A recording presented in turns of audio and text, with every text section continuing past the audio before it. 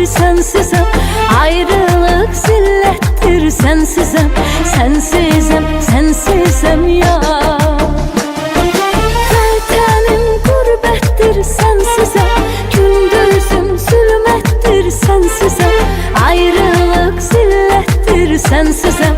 Sensizem, sensizem ya.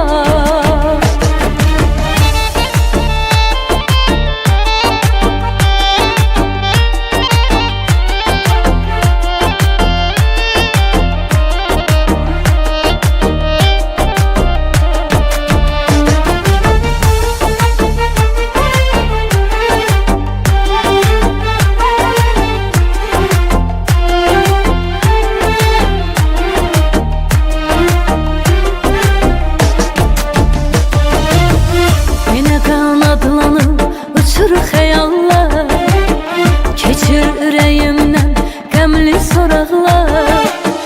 Yenə qanadlanıb uçur xəyallar, keçir ürəyimdən qəmli soraqlar. Dəyişər fəsillər, dönər o illər, səni öz yanıma çəkirmi illər. Dəyişər fəsillər, dönər o illər, səni öz yanıma çəkirmi illər. Vətənim qurbətdir sensizəm.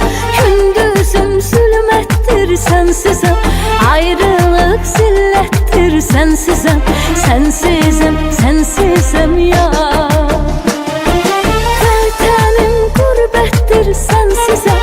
Gündüzüm zülmətdir sensizəm. Ayrılık zillettir sensizem. Sensizem, sensizem ya.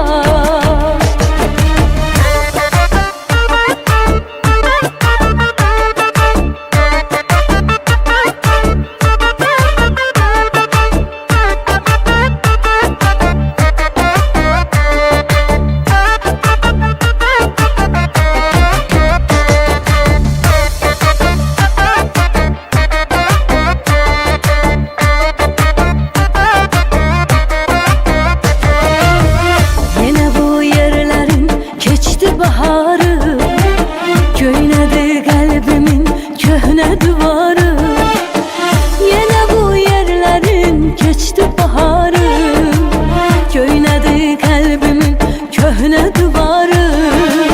Kövrəldi könlümün dönməz vüqarı, qurudu çayların axar suları. Kövrəldi könlümün dönməz vüqarı, çayların axar suları. Vətənim qurbətdir sensizəm.